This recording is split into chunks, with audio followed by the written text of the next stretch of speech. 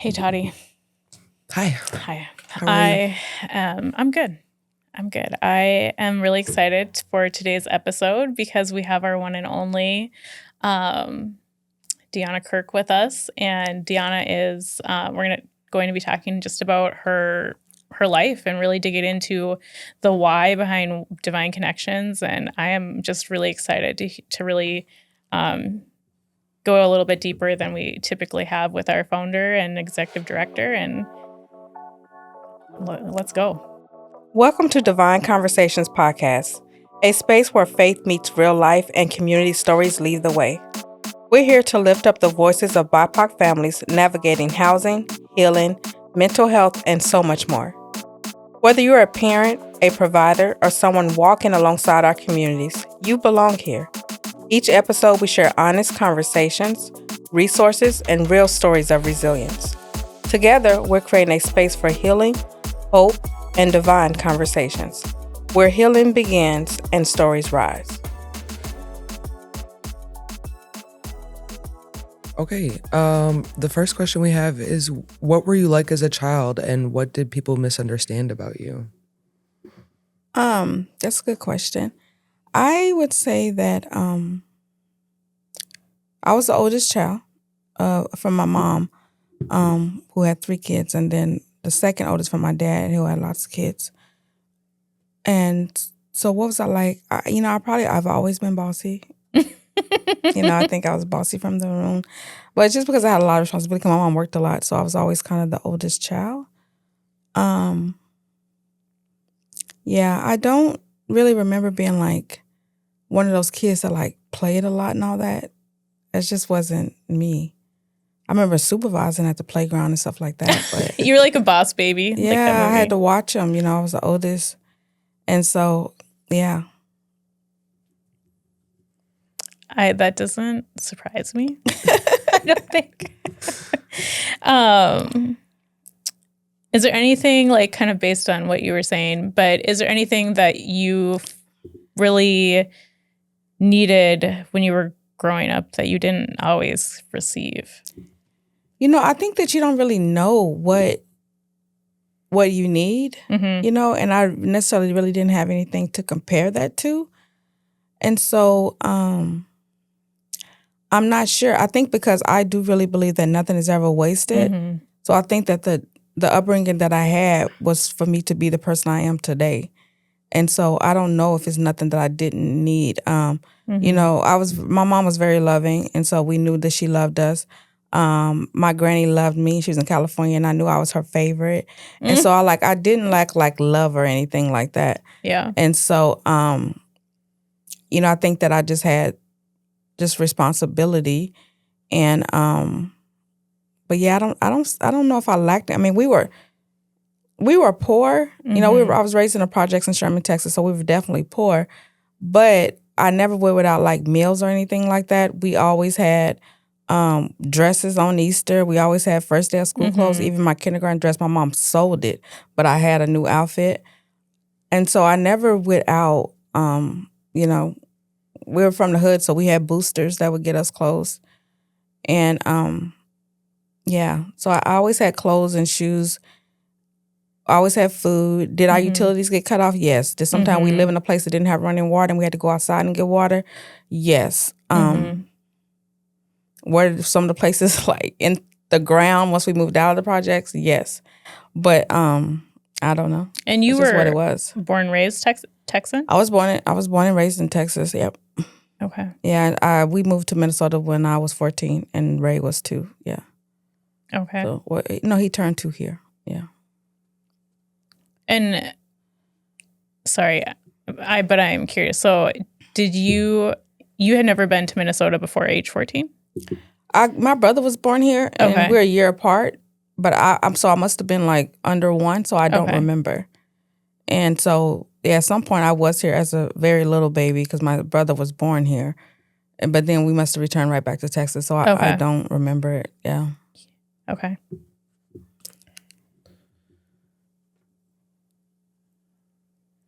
And when we say here, we're in Duluth. Yeah, accurate. Yes, for listeners. Yeah. So you became a young mom at the age of 12, were there other experiences in your youth that shaped your heart for community work, or moments in your teenage years that felt really defining to you? So, as a child, I was abused, physically and sexually, and so I definitely think that defined who I was. I told a friend in the church. I was raised in the church, and I told a friend in the church, and she kind of told her mom, who was the biggest gospel of the church, who kind of told everybody. And that was at 10. And so I would say that really defined my life, defined my relationship about how I felt about even Christ and his people. And so I would say that was pretty defining. Of course, having a baby at 12 years old was definitely a defining moment. I had a lot of things happen that I think were defining. Can I answer the question? Yeah. Well, I kind of want to go back and then circle back, because one of the questions is what shaped kind of your heart for the community work. But I mean, I also... So I don't know if my heart was necessarily shaped for the community work. I think there was two things, and it was when I got older. When I was younger, it definitely wasn't it. But I do think that the things that happened to me as a child gave me a heart for children, which is why I served in children's ministry in the church for years, because I was being violated. I was in the church and no one knew, right? And I'm just like, literally my friend knew because she asked me. And I always thought if somebody just would have asked me, I would have told them. But no adults ever asked me. And so that's why I've always served in children's ministry. And I used to always ask kids, are you good? Are you okay? You know, what's going on? And was just really observant and there, and also built that relationship with them so they knew I was a safe person. Yeah. And so I did children's ministry over 20 years. And so I would say that because of that kind of defined who I am. And then being in foster care at 14 and homeless at 16, that definitely defined, my heart to work with, and having a baby at 12. So that, that made me want to work with other young mothers. Once I got out of it, made it through, being in foster care gave me a heart for people in foster care, and being homeless, which is, at 16 with a 4-year-old, definitely gave me a heart for that. And so I believe that everything I went through, it was about the purpose and the calling on my life. Right. And so it all defined me. It all shaped me. Like every single experience shaped who I am today. Of course. Yeah. I have two questions. The first, I guess, too, is, you are very open about your faith. And so how did you overcome what you experienced in the church? Because I think that's very common for a lot of people, but also for small town churches sometimes. Yeah. And so, we went to church. It wasn't really an option. It's kind of all of I knew. When I got old enough and we got in Minnesota, in Duluth, it really didn't have, it had a few black churches, but it was nothing like in Texas.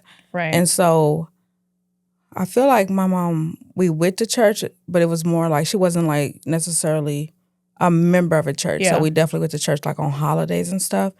And so I think that kind of freed me. But then I was on my own. I was in foster care, and she didn't go to church at all. And so, and then at 16, I definitely didn't. I feel like I kind of did on holidays, or if I went to Texas, I went to church. Okay. But that was just it. It was just because something you were supposed to do. Right. You know what I mean? Yeah. We call them AME. Is that what it is? It's Easter. It's Easter, CMA, Christmas, Easter, Mother's Day. Yep. I might be having it wrong. CME, Christmas, Mother's Day and Easter is when you are to go to church if you're black, and we all know that. And so I definitely did that for years. I went through a time where, especially when I was in high school and in my early 20s, where I didn't know if I believed or not. I was just really trying to figure out if God was a man, if he was a woman, if he was black, what the race is. I went through that whole thing.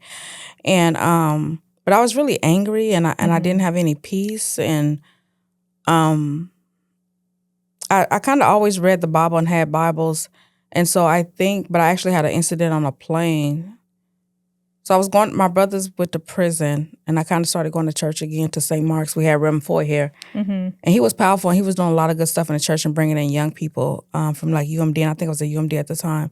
And so I started going to church again and kind of working in children's ministry. And I really enjoyed him and his wife were very powerful. And so I was in church again, but I don't know if I was saved. I was just doing it. And because I was serving, I feel like I've always been a servant at heart. So they needed people to serve children's ministry. I served children's ministry. They need people to help cook food for the church. I cook food for the church, you know, and things like that. It was just about having that environment of just, you know, Black people and young Black people in community. And he was also a very good preacher, pastor, and she was a wonderful first lady. So we ended up getting married in that church. Our son got baptized in that church. And but I don't know if my heart was there, if I was like truly saved. Yeah. But so I remember I was coming back from a trip from Mexico with some of my friends, and the wing broke. Oh my gosh. And Lavelle was That's very terrifying. young. I think he was like 2 years old. And I said to God, I said, if you and I was like running from my family because of something silly. So I just needed a break. And I remember I said, if you save me, I'll serve you forever. Wow. And so we landed back in Mexico. And then the next day, we flew out on a different plane. But then we got to Minnesota, and it was a blizzard. And so it just circled. So then they said they were where we were going to run out of fuel. Oh my God. And I was like, no, I'm for real. Like, I don't know if you heard me. Yeah, the because time. the first time I remember, That's crazy. when the wing broke, I was on the plane. It was Mexico. I was drinking. I was young. And I was kind of asleep. And I remember I woke up and was like, what did they say? And my friend, she lives here, Naomi, or was it Kiki? One of them was like, you heard what they said, you know. And I had already just got them to get on the plane to go out the country. So Oh my God. it was funny. But it was funny till it wasn't. And so I remember doing that, and it was like, no, I'm for real. Like, I will. And so we must have got home like on a Friday or Saturday. We landed in Minneapolis, of course. And I remember running to the altar, and I was like crying and giving my life to Christ. And it was one of them services where it wasn't even that like emotional like that. Like, first of all, the just don't get like that.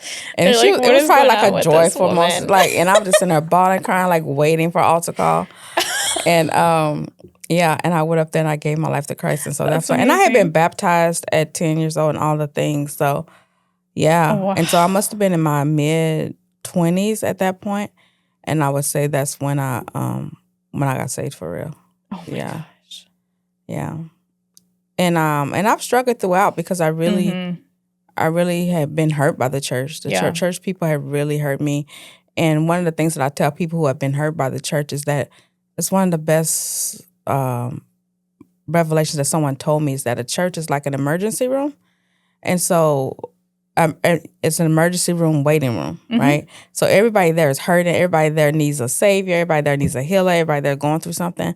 And so and hurt people hurt people. And so when I saw the church as that way, it's like it's an emergency room waiting room. Yeah. That really helped my perspective. That's good. Yeah.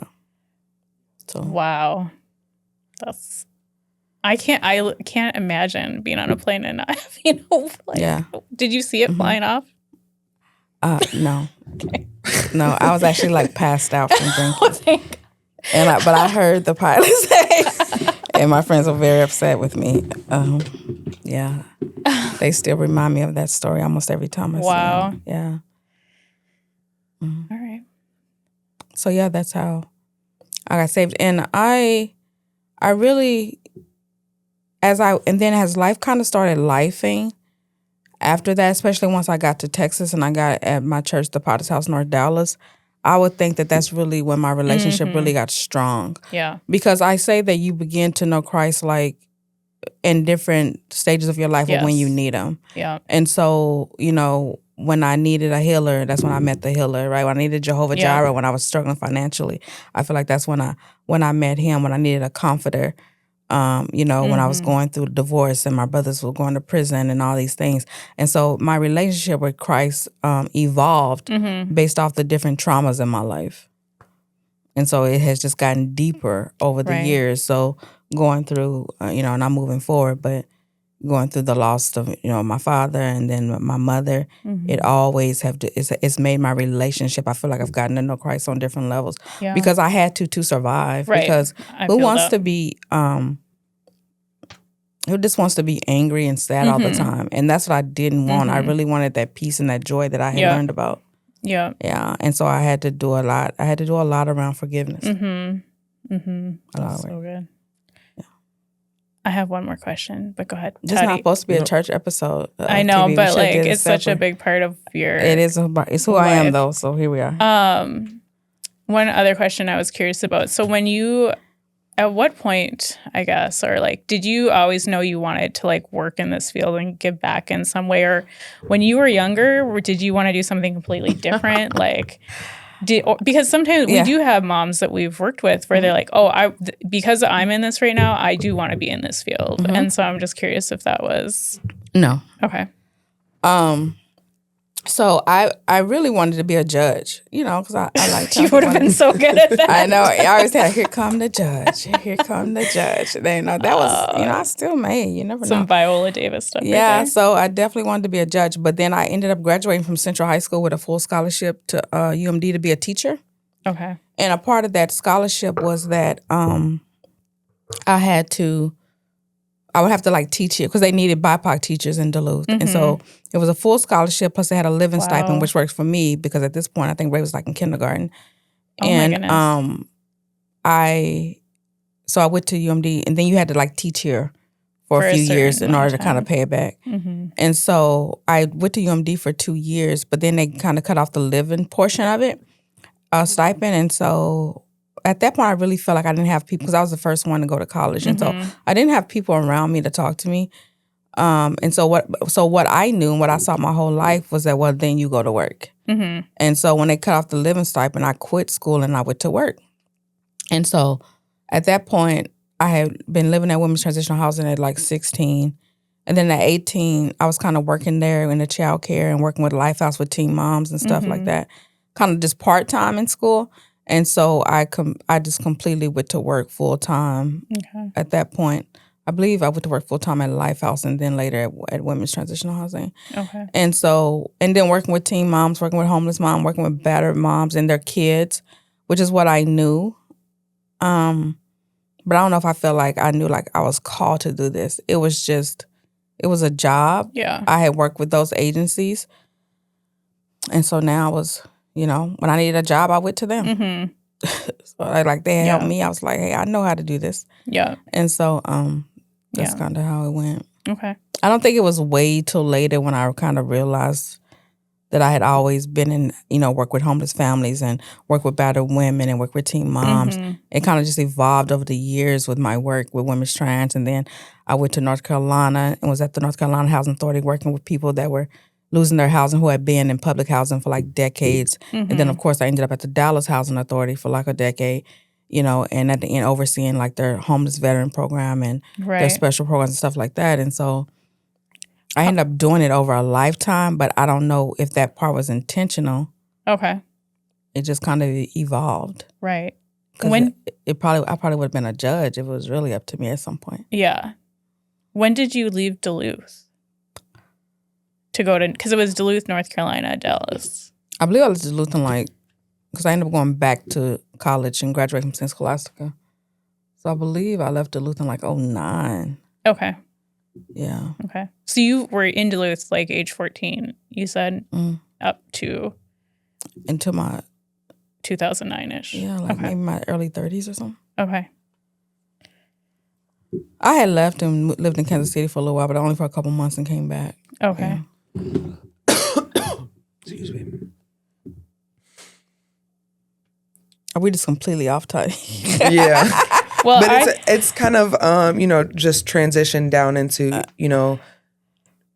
kind of the beginning of Divine Connections and what that looked like and what brought you back to Duluth. Hang on though, I do have one question that I love on here. Okay. Number 6. So, who were you before the titles, the organization, and the leadership? Say it one more time. Who were you before the titles, before the organization, and before the leadership? I was a I was a young Black. I think I've always kind of been an advocate. I used to do protests at Central and stuff because of the racism, and so I think I've always been an advocate. I've been a mama. I've been a big sister. So those are kind of the titles that I wore as a daughter. And so I feel like I've always had some type of title, and I've always led. I think I was one of those people that was born a leader. And so I think that's who I was. But on one end, on the other end, I was broken. I think I was heartbroken. I had a lot of unforgiveness. I was very angry. I was very violent. I used to fight a lot. I was an alcoholic. Yeah, I drank a lot. I fought a lot. Just angry, really. Just at the world and the things that had happened to me. And I kind of just took it out on people that, you know, they really, and in retrospective, they didn't deserve it, but that's who kind of got it. Yeah. You know? Yeah. Yeah. Through all of those challenges and transitions and hardships, how did you learn to trust yourself? Oh, that's a really good question. That's a really good one. You know, I think I found that when things went bad, it was because I didn't trust my gut, my first instinct. Now I call it like the Holy Spirit inside of me. My discernment is what I call it now. But then it was like that whole thing about my whenever I didn't trust it, like I would, you know, you get that feeling like you know what to do or not to do. Yeah. And whenever I went against that, because I was just being whatever, or because I was listening to somebody else, it always went bad. And so once I got tired of that and figured that out, I learned to trust my own discernment. And I have a really strong discernment. I got strong discernment about people, especially atmospheres. That's why I'm really important about the atmospheres we create. And so I have a really good discernment, and so I go with that. You do. I mean, there are times when we're like talking about someone, you're like, I just know this is what happened. And I'm like, how do you, like, in the back of my mind, I was like, how does she know? Like, she doesn't know. And then without fail, it is like, as she says it was, I was like, and you never even talked to the person, you just could see from. I just know what happened. Like, how? Yeah. And I'll tell you too, like, I know this is going to go bad. Yep. But Exactly. I'm going to let you all go ahead and do that. But just know that you're going to deal with the consequences of it. I'm not getting up. I'm not coming out. I'm not working with her. But I need to let you do it. Because I think it's important for people to figure out, first of all, that for themselves. Yes. And also just to have those experiences. So I can't just let my whatever kick in every time. I think you all need to have your own experiences. Because that's how I grew from having mine. Yeah. You know? And in that, you learn. You become better advocates, right? You become better women. You get wiser. And so I try to balance it so that I'm not taking it away. And then also you will find, I have found that people would then hold grudges if you just say, no, don't do that, whatever, and think that, and I'm like, no, I need to let you play this out, you know? And so I figured that out just with age. Okay. That's such a good question. Hang on. Can I ask one other question? Can I share? Yeah. Okay. Can we share? Like, you two are family. You want to share how y'all are? I think everybody know that, but yeah, go ahead. Go ahead, Toddy. You share who we are. I'm Deyana's daughter. I don't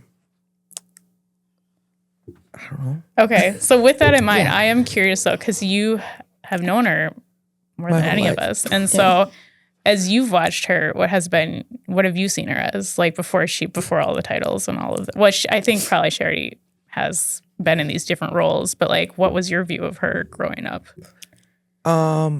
She has definitely been like somebody that I've looked up to my whole life. Like, one of the only Black women leaders that I've ever seen growing up.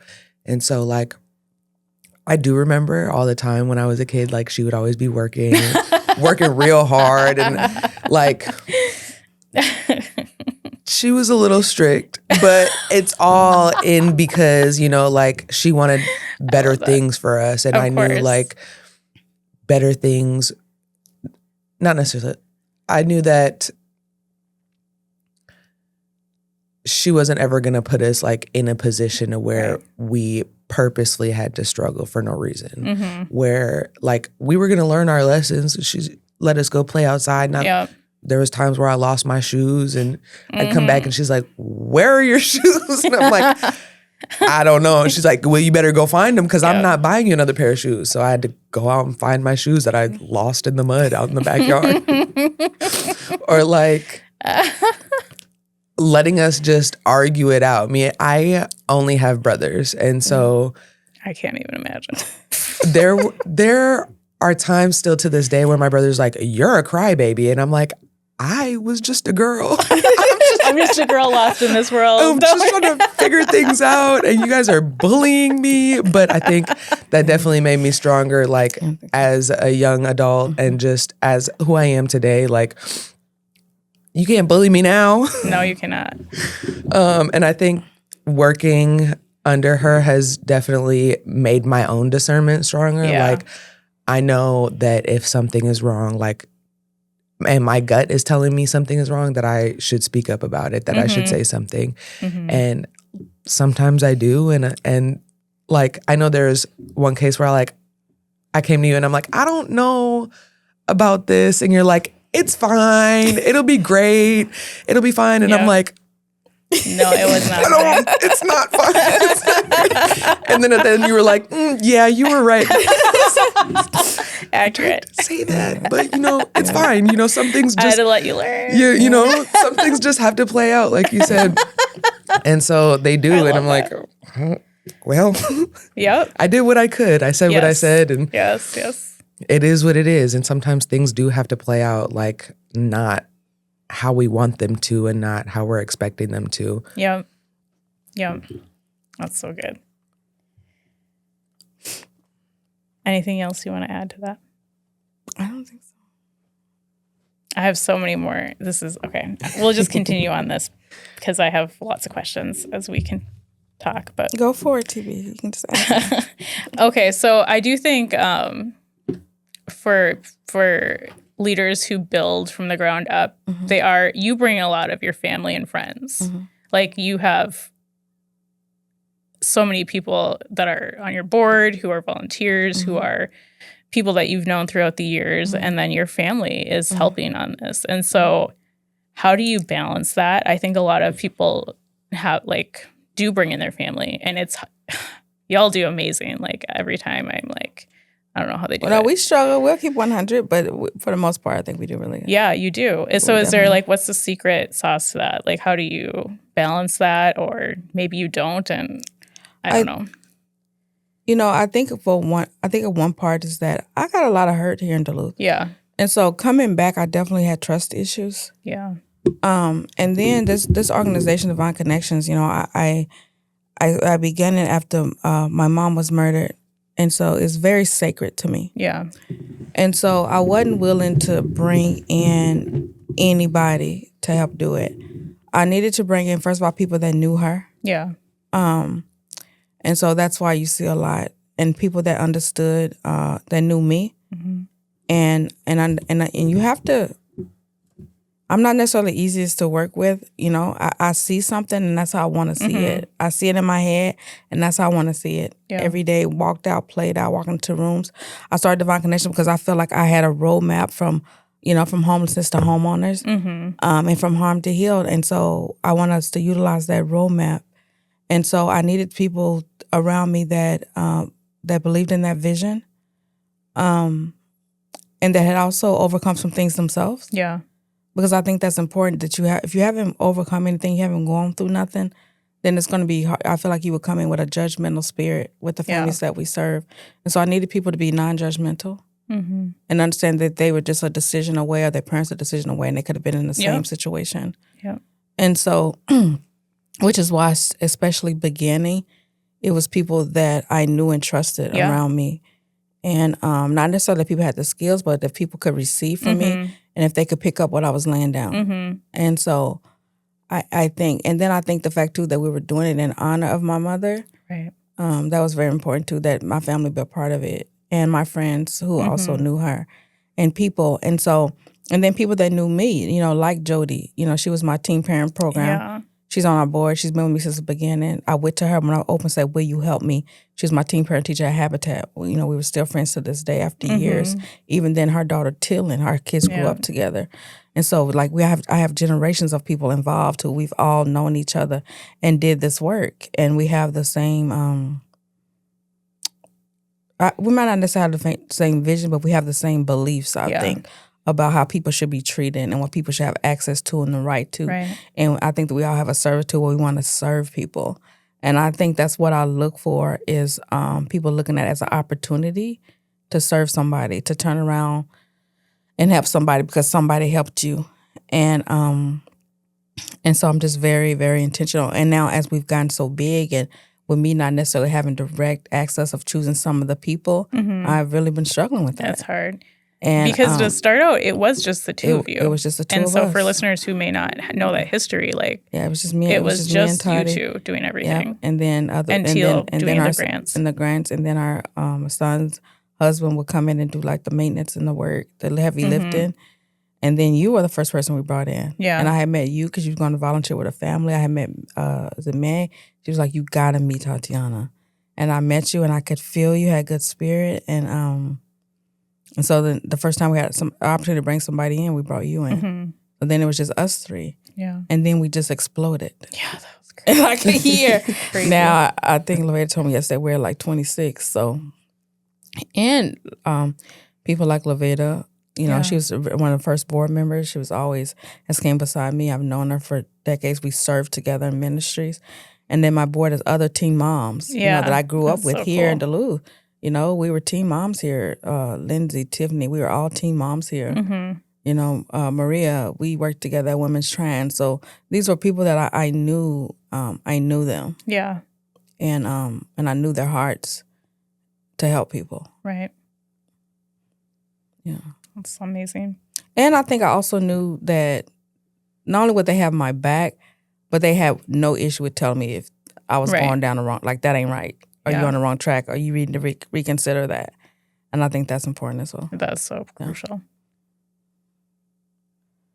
I think to add on to that, when my mom was like, this is what I'm doing. I remember we were having a family meeting and she was like, she turned to me and she goes, this is what I'm about to do. And I need your help. And I was like, why me? Like, what am I going to do? I can't do nothing. Like, I don't know about this. Like,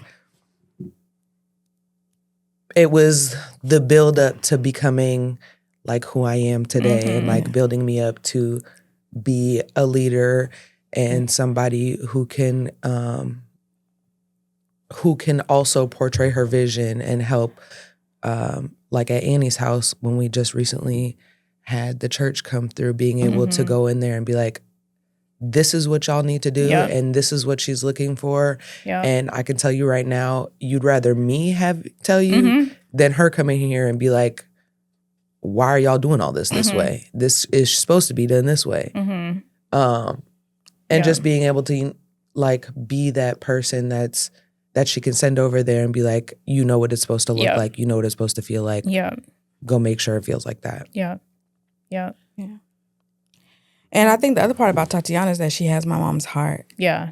And I think that was very important is how she can make people feel. Yes. Anybody know me, I'm not lovey-dovey. I definitely have compassion. I can get stuff done. And but Tati is. She's very what's the word I'm looking for? Very compassionate. Like my mom was really have a heart for people. And she shows it. She displays it differently than I do. And that's what I wanted. And it was really hard when, she had did it for years and wanted to do something different. And I didn't want her out of there because I wanted that. Because Tati was the house manager. Tati was the house manager. And now she she's ran the house. in operations, running all the buildings. Work. Yeah. And it was really hard. I mean, we all still go to her, like, for what should this look like? What is Deyona trying to lay down here that we're not catching? Yeah. Like, yeah.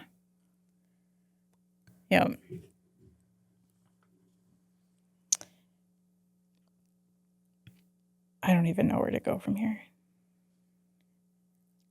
Well, okay, so I don't know, maybe you can't pinpoint this specific moment, but was there a moment that sparked the creation of Divine Connections? Like, where you decided, like...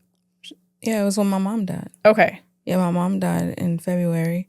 And by April, Divine Connections was a 501c3. Mm-hmm. And, you know, when someone passed away, you just think about everything. You think about every conversation. You think about everything. Me and my mom had been best friends for years, and when she passed away, we wasn't in the place that I wanted us to be. We had just slowly started building our way back. And but one of the things we used to always say, and it was, and I go to reading my journals, and I used to say I was going to open a house for teen moms, and that my mom would run it, and I would live next door, you know. And I remember when I moved to Texas, I had a dream. I dreamed it. I called her. I told her. She was in North Carolina at the time. And wow. And so when you think about, I was just thinking about my life and how I was going to honor her. And I think because of who I am just as a servant, I got to have something to do. I'm not, I did that where I kind of laid in pity and feel sorry for myself, and I didn't. I was mad at God. I remember it used to be like, that song was out, He's a Good, Good Father, and I refused to sing it. And people say to me, God is good all the time. I'm like, no, He's not. I was angry. I won't be I went right back to that anger, and I was like, but once you've had true peace and true joy, like, I was like, I don't want to live like this. Yeah. And I know my mom's not going to live with it, so what am I going to do? And what I've always known to do is to serve. It's to serve. I served in my church. I never stopped serving and serve community, serve people. And so this was it. And so I started Divine Connections. I wanted to do it in Texas. And so I was kind of down there doing it and working with girls in foster care who had been trafficked and working with them, but I still wasn't open. I was working in a house and partnering with another organization, but I still hadn't kind of opened my own house. And I was looking in Sherman because that's where I had the baby at, and I met with some people, and that just wasn't out. And I was here. I was coming to Duluth more. After losing my mom and my dad, I just wanted to be here. All my kids were here. Grandkids was here. So I found myself coming to Duluth a lot more than I had been in previous years. And I was here one September for Labor Day weekend, and Shaquana pulled out this book of St. Louis County stats and was showing me all these stats of just young women and BIPOC women and how they were kind of like not going up the ladder. They were kind of just circling back into these same homeless and housing systems. She was like, you should come back and open a house here. And I was like, the devil is a liar. And she was like, you really should think about it. But I kept reading, unfortunately. Then I started Googling, and I was like, well, I'll do both. Yeah. I'll say, I'll come up here and get this all started, hire some people to run it, I said, well, let's just see what happens. And so then I put in the application and to the state, and I was approved within months. Still the fastest person I believe that ever been approved. Yeah. And I'm like, shoot. Then I applied for a grant, got it. A house, got it. And then, within months, this was September, this was Labor Day. We were fully open by Memorial Day. I think I was licensed by January, was funded by March, looking for houses by April. And I know enough to know when things go in that order. Yeah. That it's meant to be. And so that's how we kind of opened it. And the plan was for me to go back and forth and be in Texas way more than I am. But because this program because of the need, and I thought, for us when we were young teen moms, we had anger issues. We were drinking. Some people might smoked weed or whatever. And then we were just trying to figure out how to be parents. And when we were still kids ourselves. And I think I wasn't expect. I call it almost like the after COVID effect, where it was just so much mental health issues that I didn't expect on such young women. And then also, back in the day, people smoked crack. I wasn't new to drugs. And so it was like the crack over them. But you really didn't see kids using crack. It was an older people thing. And so to have so many young women, young people on meth and on heroin and on fentanyl, that just took me out. I was not ready. So I immediately had to do some crash courses in this, and Because I thought I was going to come here and I was going to get them off the street, get them in the school, get them in a job, get them in a house, and move on to the next one. And realize immediately that it was so much compounded trauma and so much with the health that we had to just slow down and focus on healing. Yeah. Like by now, I thought I had about 20 women in houses and working. And it's not, I had to stop because I was like, you gotta heal. Because if we can do all this, but they won't be able to maintain it. Yeah. And so, and with all that, which means that I had to be here more because the need was greater than I ever expected it to be. Yeah. And you lived in the house, in Annie's house. I lived in Annie's house for probably a year. Yeah. Yeah. I think that's the piece of leadership sometimes that people don't see is it wasn't just this grand, you had a house and, it went smooth and all these things. There were many sacrifices. Yes. Oh, yeah. No, I lived there. I was there 24 hours. Then I moved just right down the street in efficiency so I could get there in 5 minutes if something happened. And yeah, I do believe that as leaders that we need to know how to do everything in your organization. And everybody don't agree with that. I do because of experience, because people can leave. Life happens. Yeah. And so like childcare right now, like I'm housed out of the childcare. That's where I'm working out of. That wasn't the plan, but the life happened. And so now I'm learning everything there is to learn about childcare. I spend my days and nights in classes and podcasts and reading and talking to consultants. And I've worked with children my whole life. It's not that part. It's just the Minnesota licensing and running a licensed facility, and making sure that we're experts and the best. And so now I'm housed out of there, and I think yesterday, I think it was Pastor Brady, was like, well, how often are you here? Because we were at my central office. And I was like, well, maybe once a week now, but it's probably a month when I wasn't here. Yeah. Because I believe in diving in wherever the need is and doing what needs to be done and learning it, and also then training people on what the vision is that we want this to look like and how I want these kids to feel, how I want the parents to feel, and and then we're also abiding by the licensing rules and regulations. Right. Yeah. Right. And that was not the plan. I wanted to be focused on my housing development. But here I am a child care director. Do you feel like you've had to sacrifice anything specifically to do this work? I think I sacrificed my kids in my marriage. I think, like Toddy said, I was a workaholic. I was always at work, and I think I think they sacrificed more for me to help other families. I feel like my family's got the brunt end of that. And then when it got to the point where I was just so burnt out, I kind of went to Texas and almost just hid to recover. And where everybody was still here. I actually thought people would follow me. Like, why would you want to be in Duluth? Like, we have a whole house in Texas. I still don't get that with them. Like, why are we here? Like, why are we not there? I don't understand it. But some people tell me it's because they were born here, so it's different. And I'm like, okay. But yeah, I do. I think doing this work, that is your family. Even like right now, when something is hard and now I'm focusing on the child care, then, you're working later, you're not at home more. And so your family, now I try to be more intentional about, inviting to dinner or planning some event or I see it now where back then I didn't. I knew that I didn't never want my kids to go without. Yeah. I wanted them to have everything they needed and not have what we had, like and so I worked hard for that, for them to have a different life. But I think the difference is that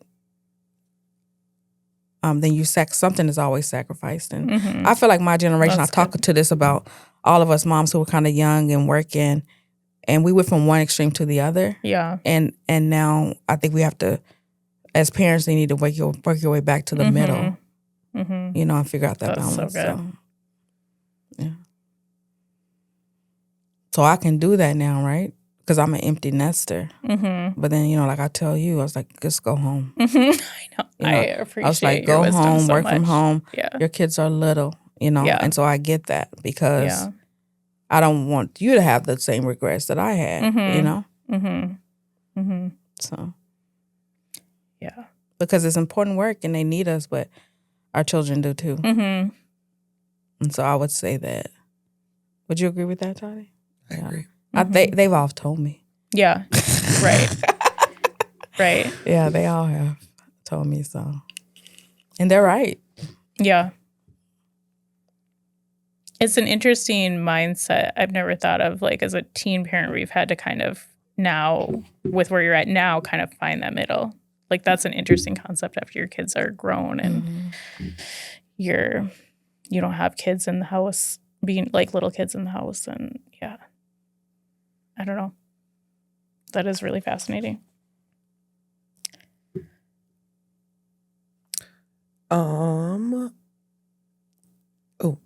What parts of yourself had to grow in order for the organization to grow? Oh, I'm excited for this one. I think that I had to, and I'm still working on this.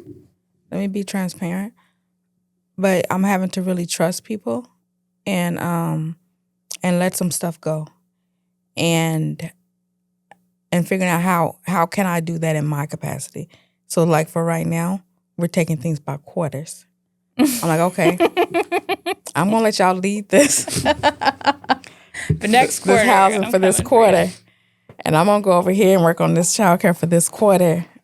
But then we'll reevaluate. Yeah. And so I think that letting stuff go, having to trust some people.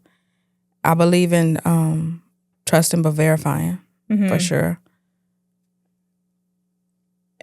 Yeah, and then also just training. I feel like I spent a lot last couple of years just doing a lot of training, not just for me, but just bringing in other experts, but definitely the leadership, just having those. This year I'm been more intentional about setting up one-on-ones with you all, meeting more, and so with the leaders for sure. And so I think that's how I'm just trying to navigate this, trying to figure out what is the strategy is going to be so that we can grow. I also believe that we have grown very fast, and it's important to maintain what we have and still make sure that we're doing work to have impact. Yeah. Not just numbers. I really want to have impact. I've never cared about the numbers. And so, this year we're focusing on just maintaining what we have and just really becoming stronger and the best at what we do, trying to always make sure we're staying in our lane. There's some things that we didn't want to do, like the whole things that were around CPS. But that was the need of the families that we were serving. Right. And so I always want to make sure that we're in alignment and not just doing stuff because that's where the money is. And so this year we're just working on being, and I've always wanted a childcare. I remember at the beginning meeting with the YWCA, like, hey, can you open a childcare for us, like in a Glen Avon church across the street? Can we partner? I remember. I've been trying to get other people to do it. Like, I did not want to do it, but here we are. And so, yeah, I think that that's what I've been having to do is really struggling with proper people placement. It's taking us longer to hire because we can't just hire anybody. And so, yeah. And I have two questions that kind of piggyback off that. One is, how do you define impact? Yeah, so I define impact by lives changed. And so walking through all of our properties yesterday with Pastor Brady and Atlanta and them from Texas. So walking through the childcare, for example, and seeing Winona there, who was one of our first moms, and now she's running the infant room.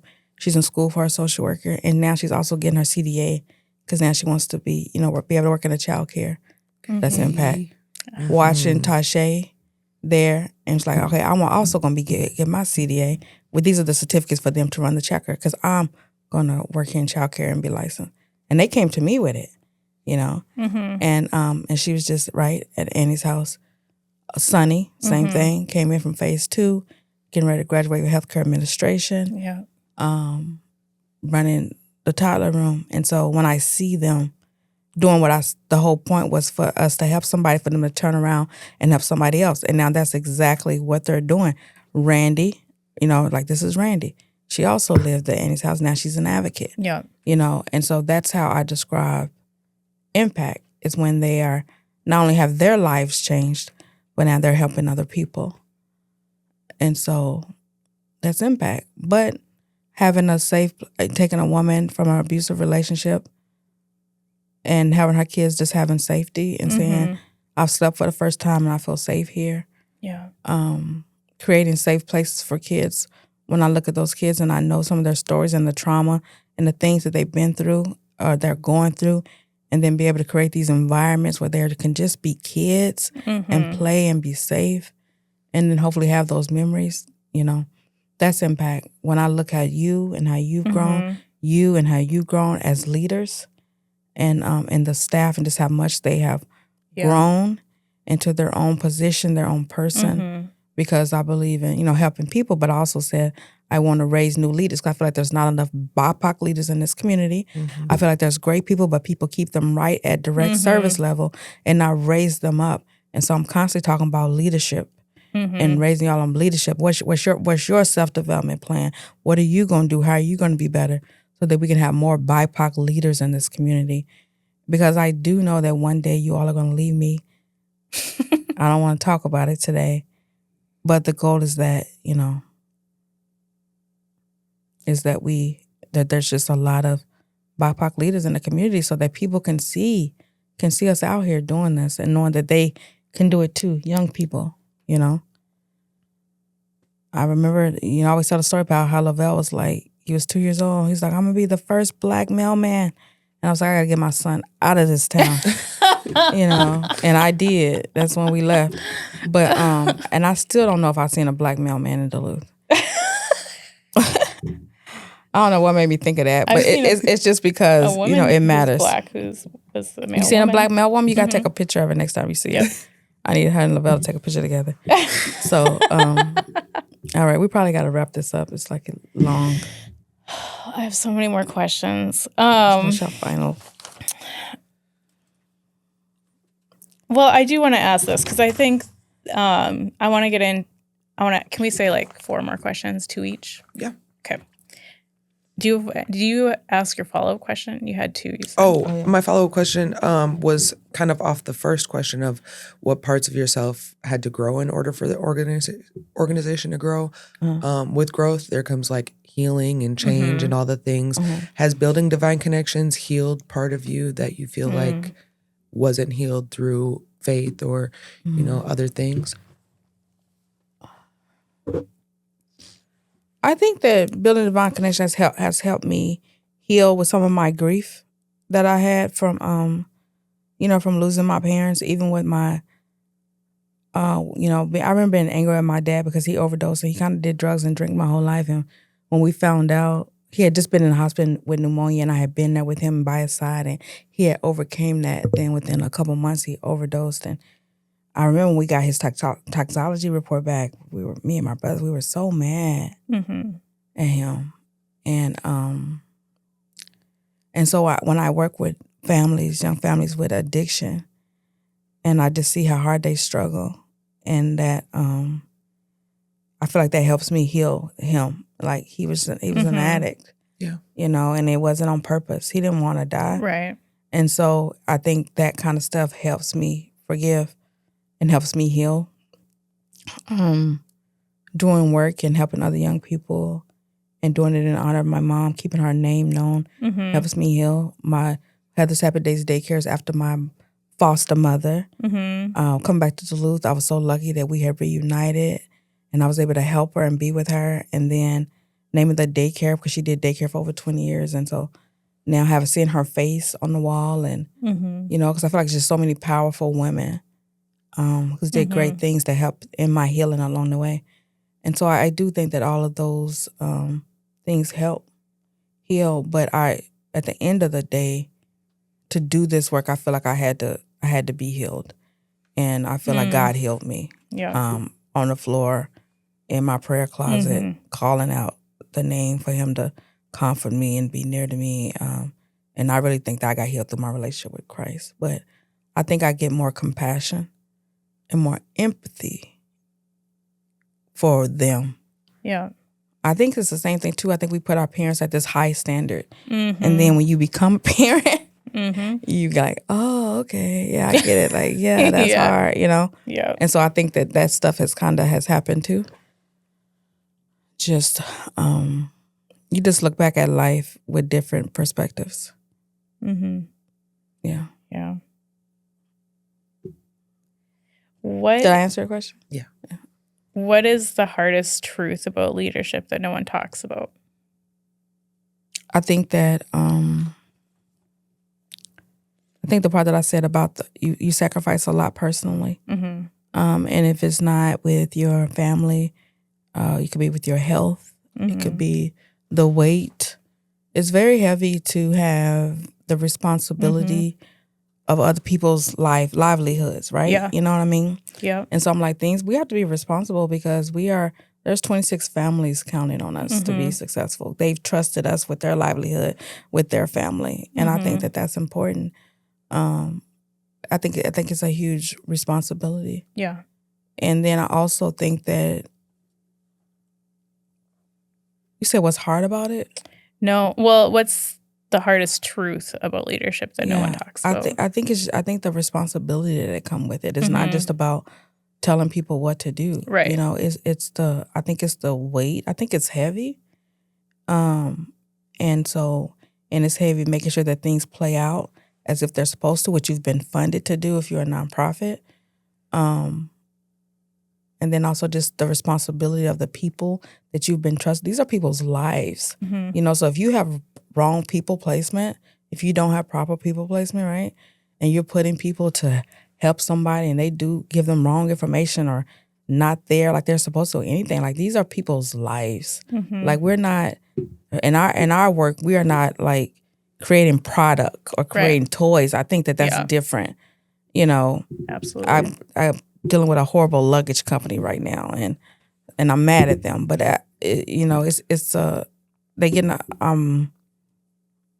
I'm having to go out of my way to return this luggage, but I'm not hurt, right? Nothing has happened to me. Where I feel like when we are working with families and babies and children, like this is their life. These are their kids. If we don't help them do what they need to do, they could lose their kids forever. You know, and so I just think that it's more the stakes are higher, are greater in this particular work. So I think leadership looks different in different areas, but for us, these are people's lives. Right. And I take that very seriously. For the people we serve and for the people that is a part of our team. I agree. All right. So kind of one closing question I had. So what do you want Divine Konnections to look like 10 years from now? I want to be retired on the board. I want to be on the board. You know, I want to be able to look at different places in the world and in the community and just see leaders and know that they came through us. Yeah. I want to see families together in grocery stores. I want to see kids that we saw, you know, in the house or in the daycare now, just these amazing students or contractors or whatever. Yeah, and then us still doing whatever it is that's needed for BIPOC families at that time. Yeah. You know, I see us as gap fillers. Not here to recreate the wheel. I'm here to fill the gap and to work with people and see people that other people don't see. Yeah. And so I hope that we're still doing that. I'm hoping that we fought enough where Black families are treated the same when it comes to CPS.